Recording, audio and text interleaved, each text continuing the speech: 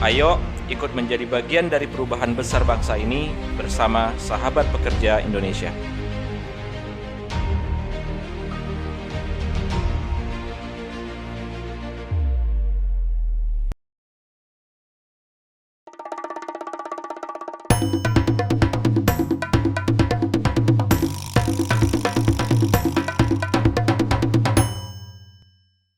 Assalamualaikum warahmatullahi taala wabarakatuh.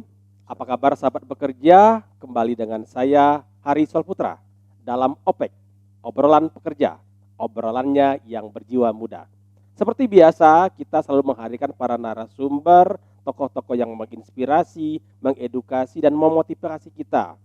Pandemi boleh datang, tapi kita harus optimis, Indonesia harus lebih baik lagi. Dan kita sudah kedatangan tamu yang luar biasa, seorang motivator, seorang trainer, dan juga seorang pembimbing spiritual yang biasa pergi pulang umroh haji dan seterusnya. Dan memang secara background awalnya beliau adalah secara syariah di UIN, dan kita akan langsung menyapa dia, Bang Ahmad Sarip. Siap. Bang Sarip, apa kabar Bang? Kabar baik Bang Ari. Alhamdulillah. Ini perjalanan lancar ya tadi ya? Lancar. Alhamdulillah. Lancar sekali. Lancar Alhamdulillah. sekali. Jadi pandemi ini sebenarnya tetap optimis gitu ya? Insya Allah. Dan Ya. salah satu keberkahan dari pandemi itu Ya. jalanan lancar. sebetulnya. Amin. Otomatis langit biru. Langit biru. Langit biru. Dan mudah-mudahan kehidupan kita juga berjalan dengan Amin. lancar. Amin. Ya. Amin. Ya. Seperti biasa ini Bang, kita ngobrol santai, obrolan pekerja. Siap. Jadi kita untuk para migran, buruh migran, para pekerja, para karyawan buruh dan lain-lain itu ingin sesuatu yang positif. Boleh kita berdemo, mimbar bebas, tapi alangkah baiknya kalau kita juga isi konten kita dengan yang positif. Setuju. Saya setuju. Nah, tadi kan sudah cerita sedikit tentang mungkin perjalanan Bang Sarip dari kecil gitu. Mungkin secara background atau mungkin pengalaman waktu kecil. Mungkin ada yang bisa menginspirasi, Bang. Baik. Saya biasa dipanggil Bang Sarip tadi Bang ya. Sarip, iya. Iya. Kenapa dipanggil Bang? Berarti kan mengidentifikasi kalau saya berasal dari daerah tertentu. Iya. Nah, saya sendiri lahir di Tangerang Selatan. Tangerang tepatnya. Selatan ya. Saat itu masih Kabupaten Tangerang. Tepatnya lagi di daerah Pondok Aren. Pondok Aren ya. Sekarang itu kalau cari gampangnya di daerah sektor 9. Sektor 9, Bintaro gitu ya. Di Bintaro. Bintaro. Nah, mungkin kalau kita ke sana itu ada salah satu tempat ngopi yang internasional. Nah, pas itu saya lahir dulu di situ ya. Tapi kondisinya nggak seperti sekarang. Kalau sekarang itu rame ya di mana-mana. Dahulu masih kampung. Dulu masih sepi ya. Masih sepi. Jadi dari rumah tempat saya lahir di rumah nenek saya, ke rumah tetangga itu berjarak. Oh, Jaraknya itu 200 meter, 300 meter antara rumah satu dengan rumah yang lainnya. Iya. Gitu. Jadi kebayangkan kondisinya, depan pohon, belakang pohon, agak belakang lagi sawah. Oh gitu. Turun gitu. Jadi suasana masih asri banget pada saat Asri itu ya. banget. Jadi dari rumah nenek saya tempat saya lahir itu, kalau kita lihat ke arah selatan, itu masih kelihatan kalau pagi yang namanya Gunung Salak. Gunung Salak ya. Gunung Salak masih kelihatan. Gunung Salak Bogor itu kan? Gunung Salak Bogor. Iya. Kalau sekarang udah ketutup kabut kayaknya. Ya.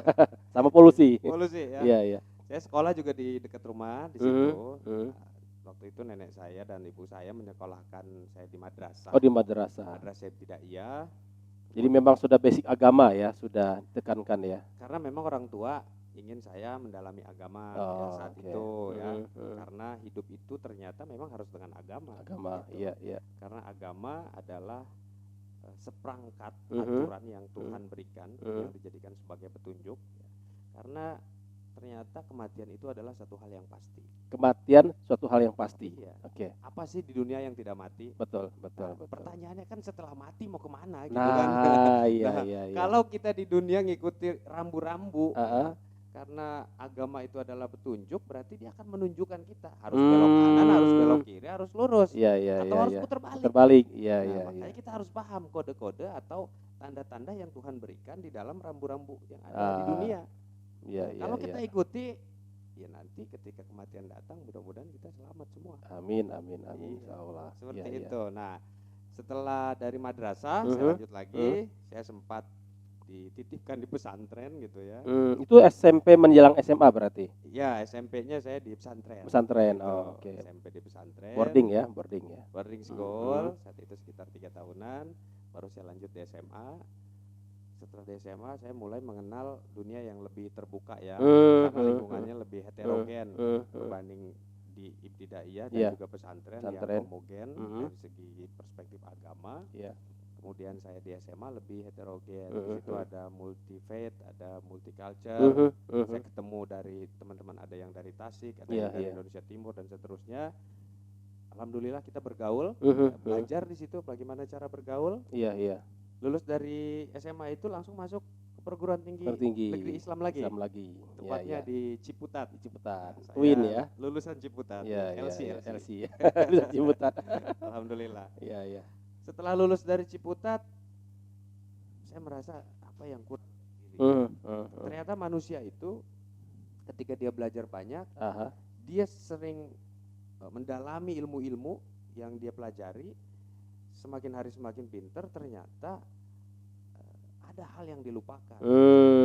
Biasanya orang kalau pinter kan senangnya nyampein gitu ya. Tapi dia lupa, dia komunikasi juga ke dirinya harusnya ya. Jadi selain kita komunikasi ke orang, selain kita komunikasi berbagi dengan orang lain, kita juga harus bisa berkomunikasi dengan diri kita. Karena sebetulnya kebahagiaan itu bukan ada di orang lain. Kebahagiaan itu ada di dalam diri kita. Sekarang bagaimana kita bisa menemukan itu dalam diri kita? Kalau kita ngomong sama diri kita aja nggak bisa. Ini penting. Betul. Nah makanya waktu itu kemana saya harus belajar. Bang, sebelum kita lanjutin Bang ke perguruan tinggi, waktu kecil itu apa sih mimpi Bang Sarip atau mungkin cita-cita? Kan biasa anak kecil ingin jadi apa gitu kan? Saya waktu kecil saat itu presiden kedua RI ya, Bapak Haji Muhammad Soeharto. Saat itu saya melihat di TV karena dulu tuh ada berita jam 7 dan jam 9. Mungkin Bang Hari juga mengalami ya.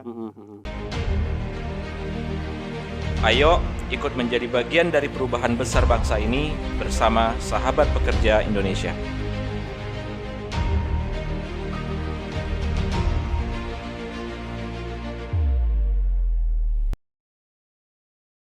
Saya melihat ketika jam TVRI gitu ya. TVRI karena cuma ada TVRI dan Programa 2.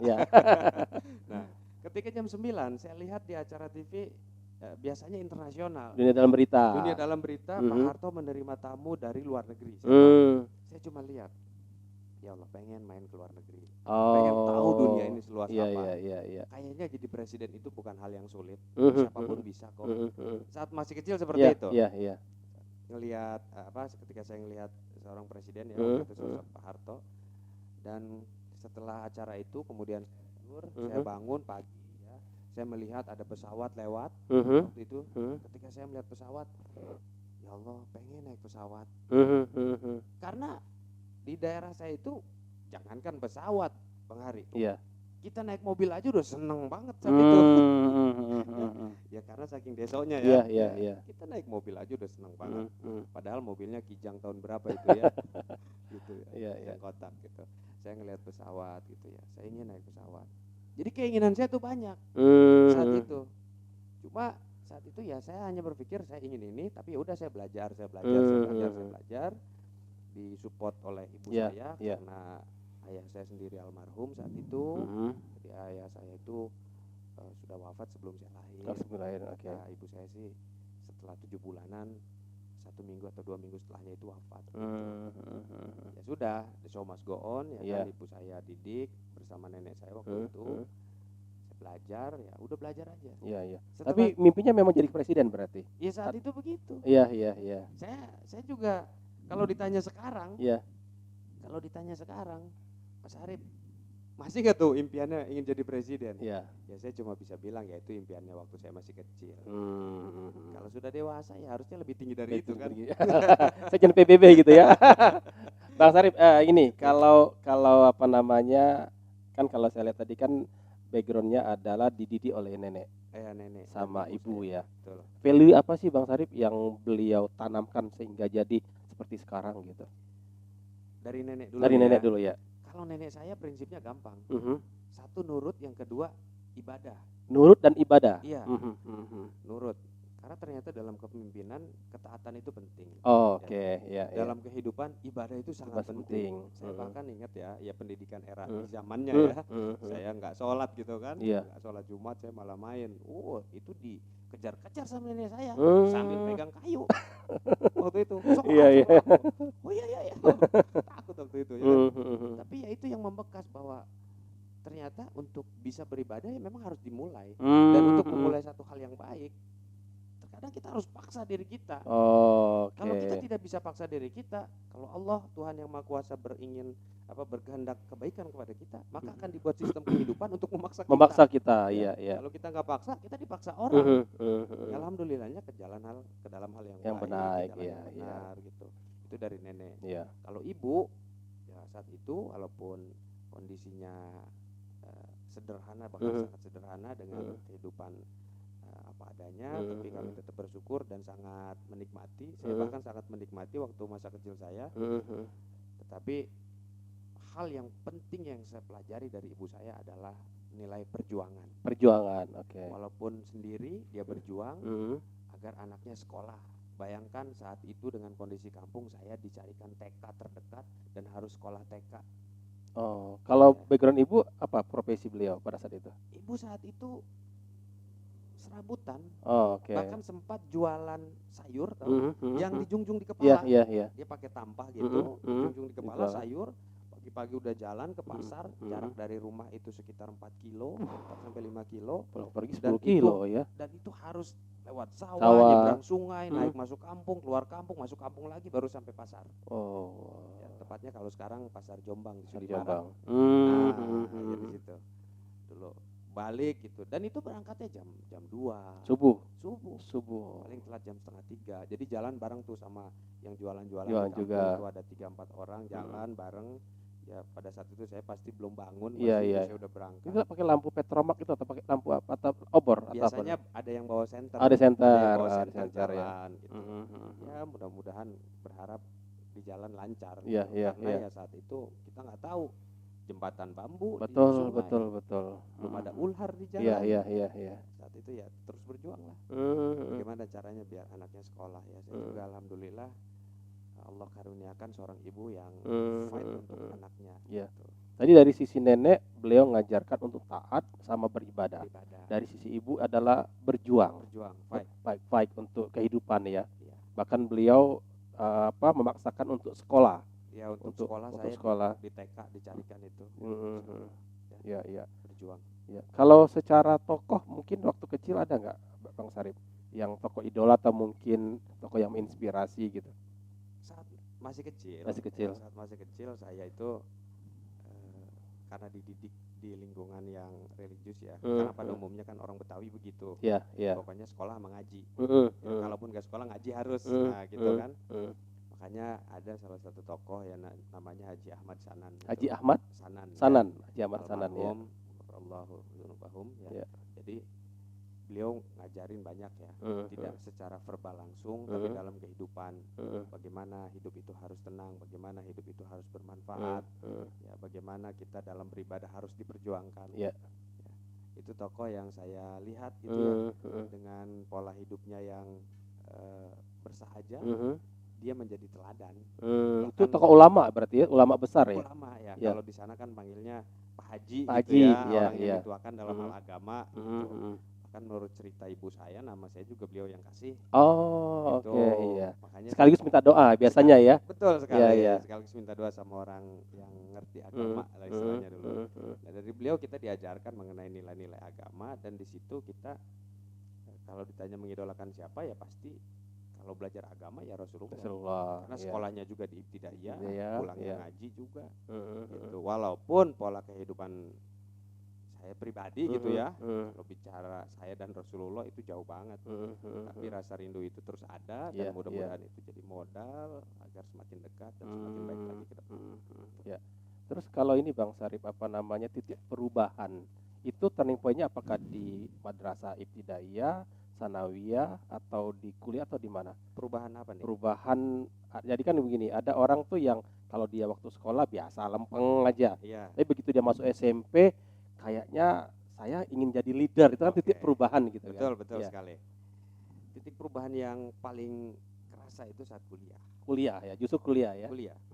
Karena proses saya masuk kuliah itu juga ada hal unik ternyata. Pak Erik. Ya. Saya lulus 2001 SMA. Lulus 2001.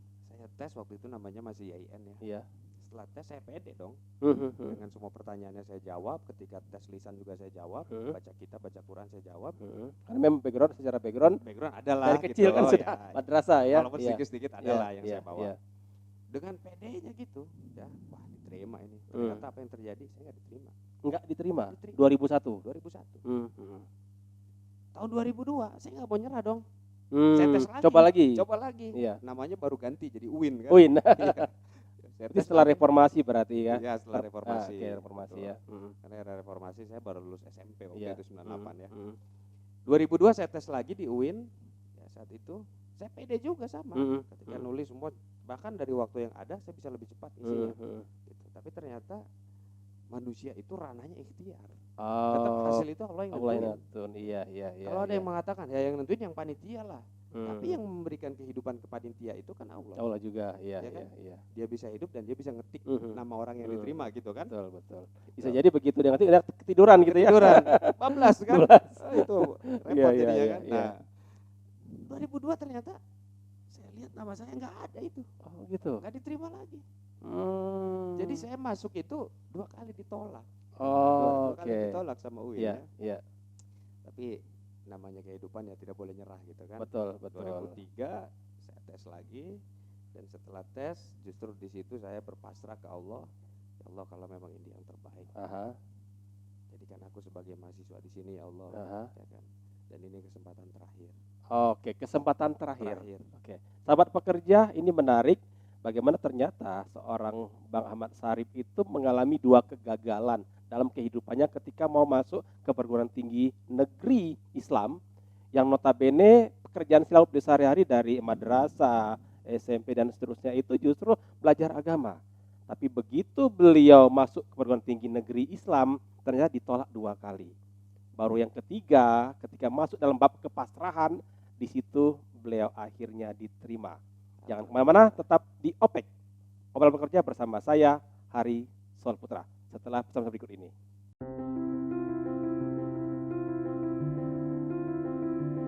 Berawal dari sebuah keprihatinan demi sebuah harapan untuk sekedar hidup layak dari para pekerja, kami belajar untuk memberdayakan diri kami sendiri. Kami bahkan belajar untuk mengadvokasi sahabat pekerja secara mandiri.